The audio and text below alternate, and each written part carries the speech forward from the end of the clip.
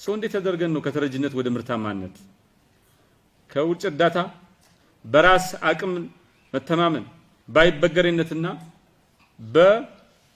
በምርታማነት ተአምር ላይ የተመሰረተ ኢኮኖሚ መገንባት የሚቻለው ያላችሁ እንደሆነ መነሻ ነጥቦችን ዋናው ችግር ምንድነው? ተረጅነት ኢኮኖሚያዊ ችግር ብቻ አይደለም። ተረጅነት የልቦና እውቀት ችግር ነው። ተረጅነት የባህል ችግር ነው። ተረጅነት የጠባቂነት ችግር ነው። ተረጅነት ለራስ የሚሰጥ ክብርን ይቀንሳል፣ ይሸረሽራል፣ ልማትን ያዘገያል። ስለሆነ የማድረግ አቅምን እምቅ አቅም የሚባለውን ነገር ያጠፋል። እንደ ኢትዮጵያ ሁሉ ብዙ ታዳጊ ሀገራት በውጭ እርዳታ ላይ የተመሰረተ ኢኮኖሚ ለመገንባት ሞክረዋል። በረጃ ሀገራት ፍላጎት ላይ ተመስርቶ የተቀረጸ ፖሊሲና የልማት አቅጣጫ ለመከተል ሞክረዋል። ዝቅተኛ የሆነ ቫልዩ ክሪኤሽን ሳይክል ውስጥ ገብተዋል። በአጠቃላይ ለእርዳታ መጠበቅ ላይ እንጂ በመስራት ወደፊት ለመመንደግ ላይ የተመሰረተ እምነትና አቅጣጫን ውጭ የሆነ እድገት ተግባራዊ ለማድረግ ሞክረዋል። በዚህ መሰረት ብዙ ቢሊዮን ዶላሮች በእርዳታ ቢያገኙም ድህነት ተቋማዊ ሆኖ ቅርጽና መልክ ሆኖ ይዞ ያፈጠጠ ያገጠጠ ሆኖ ሉዓላዊነት ተገርስሶ በራስ የማድረግ አቅም ላይ ያለ እምነት ኮስምኖ በብዙ ደሃ ሀገራት ላይ ይታያል። ከዚህ ለመውጣት ምን አይነት ርዕይ ነው የሚያስፈልገው? ራሷን የምትመግብ ሀገር፣ የራሷን ፕሮጀክት ፈንድ የምታደርግ ሀገር፣ የራሷን ችግር በገዛ አቅሟ ማንንም ሳትጠብቅ የምትፈታ ሀገር ነው ዋናው ነገር። እዚህ ላይ አንዲት ሀገር ከድህነት ወደ ብልጽግና መሻገር ከፈለገች ራዲካል የሆነ መሰረታዊ ሽግግር ያስፈልጋታል።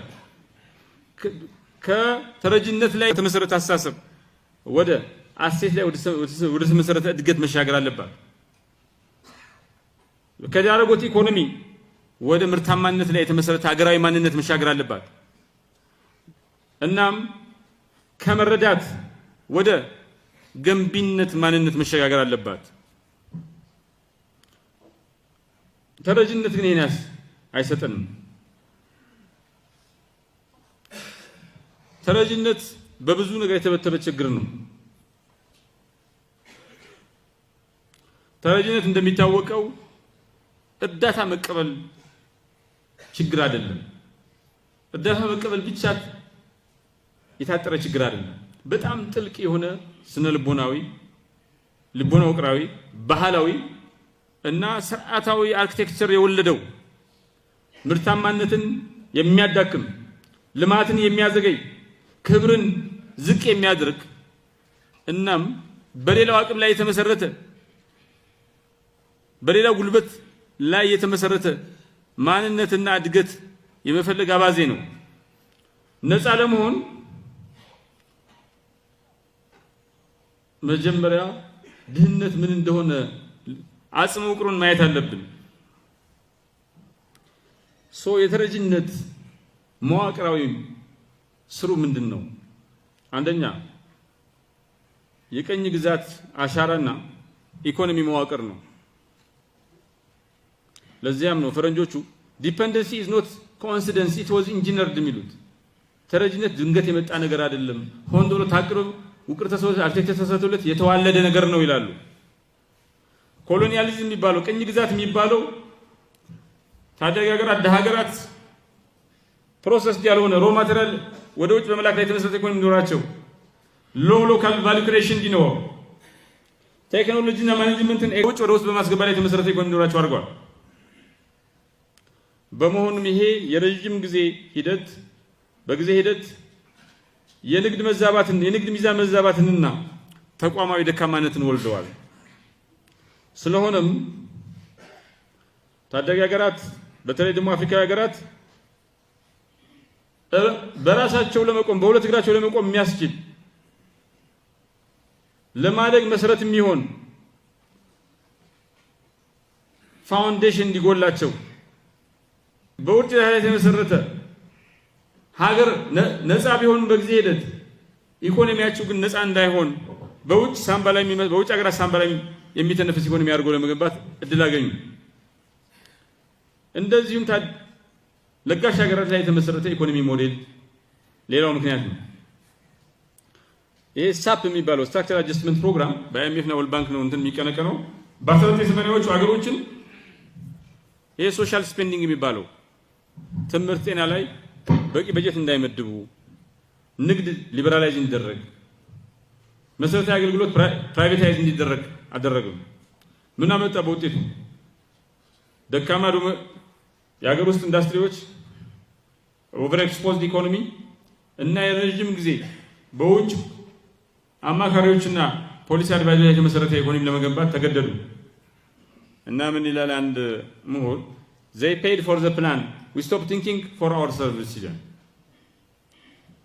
ለእቅድ እንኳን እቅድ የሚወጣ እንኳን ይሄኛ 5 ዓመት እቅድ ምናምን ነው የ20 ዓመት 30 ዓመት የምናወጣው የሆነ የውጭ ኮንሰልታንት መስሎ መጥቶ ነው የሚያወጣው። እና ለሚወጣው እቅድ ሁሉ ገንዘብ መክፈል ጀመር። ለራሳችን ማሰብ አቆምን ይላል። ኢትዮጵያ ከዚህ የተለየ መንገድ ነው የተከተለችው። አሁን ሊበራላይዝ ያደረግን ነው ካረንሲ። ሰዎች ይሄን ሚስ አንደርስታንድ ያደርጉታል። ኢትዮጵያ ሊበራላይዝ ማድረግ የነበረባት ካረንሲ እንትኖ ማርኬቷን እንዲያውም 15 ዓመት በፊት ነበር ይላል። መጀመሪያ ልክ ነው እንትን ከ15 ዓመት በፊት ግን መሆን ነበር። በጣም ዘግይቷል። ሶ አይኤምኤፍ ኪስ ላይ መግባት አይደለም ለራሳችን ብለን ነው ኤክስፖርት እንዲያድግ ምናምን ከፈለግን ያስፈልጋል። ግን ይሄን የውጭ ኮንሰልታንት አይደለም ያመጣው፣ የራሳችን ማክሮ ኮሚቴ ነው። እንደዚሁም የተዛባ የሀገራዊ በጀት መዋቅር ሌላው ተረጅነት የገነገነበት አፍሪካ ውስጥ ሌላው ምክንያት ነው። አፍሪካ ውስጥ የብዙ ሀገራትን በጀት ብታዩ ከ30 እስከ 70% የሚሆናቸውን በጀት የሚሸፈነው በውጭ እርዳታ ነው። ይሄ ምን አመጣ? በጀት ፍራጂሊቲ የሚባለው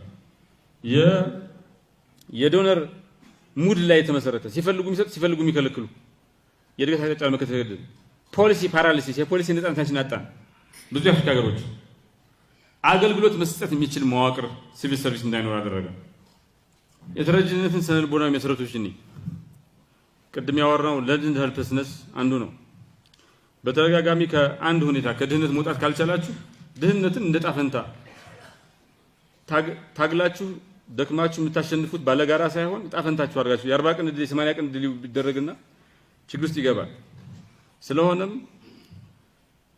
በእርዳታ የሚያምን ማህበረሰብ ይፈጠራል። የውጭ መንግስታት ያድኑኝ፣ እኔ ምን ማድረግ አልችልም፣ ሎካል የሆነ ኢኒሺየቲቭ እና ሪስክ የማይወስድ ቀውስ ሲመጣ አስቀድሞ የማይከላከል ማህበረሰብ ይፈጠራል።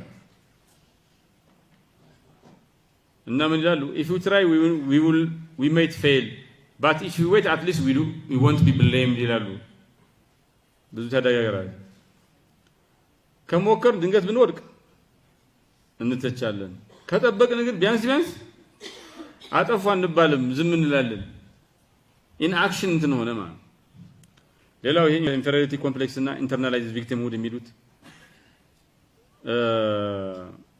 አፍሪካ በረጅም ጊዜ ውስጥ ሁል ጊዜ ራሷን መመገብ ማትችል ድሃ፣ በጦርነት የላሸቀች፣ ከዓለም ወደ ኋላ የቀረች ሶስተኛው ዓለም የሚባል ነገር አፍሪካውያን ተቀበሉት። በቃ መሰደድ፣ ወደ ሌላ መሄድ፣ ድህነትን አገር ውስጥ እዛው አፍሪካ ውስጥ ማሸነፍ መቅበር ሳይሆን ድህነትን በሩጥ በማመጥ አውሮፓ አሜሪካ በመሄድ ለማሸነፍ ነው የተሞከረው። እና እኛ አፍሪካውያን የማንችል ጥሩ ኑሮ የማይገባን እና ሁል ጊዜ ተረጂ የሆን ማህበረሰብ አድርገን እንድንቀበል ይሄ ኢንተርናላይዝድ ቪክቲምሁድ ተቀበል ነው። ፈረንጆች የሚሉትን ነገር እንደማንነታችን ተቀበል ነው ማለት። እንደገና ደግሞ ይሄ ተረጂነትን የሚደግፉ ሪዋርድ የሚሸልሙ አሰራሮች አሉ። ሪፎርም ሲዘገይ፣ ነን ፐርፎርማንስ ሲኖር፣ መንግስታትን እያለፉ ኤንጂኦዎችን የሚያግዙ ሌሎች አሰራሮች ሆነ ብሎት ባይሆን ሳብኮንሺየስሊ ምን አመጡ? እርዳታ ከመገንባት እቅድ ከማውጣት ከማምረት በላይ ቀላል እንዲሆን አደረገው። ተረጅነት ደግሞ ባህላዊ መሰረቶች አሉት። የመጠበቅ ባህል፣ ይሄ የመጠበቅ ባህል የሚባለው ችግር ሲኖር እርዳታ መጠበቅ፣ የውጭ ቅድመ ሁኔታን መቀበል፣ በነጭ የሚሸፈሩ መኪኖች ሲመጡ ችግር ይቀረፋል ብሎ ማሰብ፣ የድምር ስብሰባ ሁሉ ጊዜ ማዘጋጀት፣ ይሄ በድምር the culture of waiting መጠበቅ።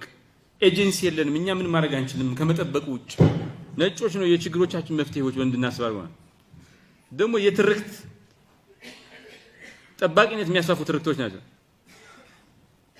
ሁል ጊዜ እርዳታ ያስፈልገናል፣ ደካማንን፣ ዝግጁ አይደለን የሚባለው በተደጋጋሚ የሚነገረው ነገር ትምህርትን፣ ፖለቲካውን፣ ሚዲያውን፣ ማህበረሰቡን በምናብ ጎድቶታል። ወጣቶች ስለ ኢኖቬሽን ሳይሆን የሚያስቡት ስለ እርዳታ ነው።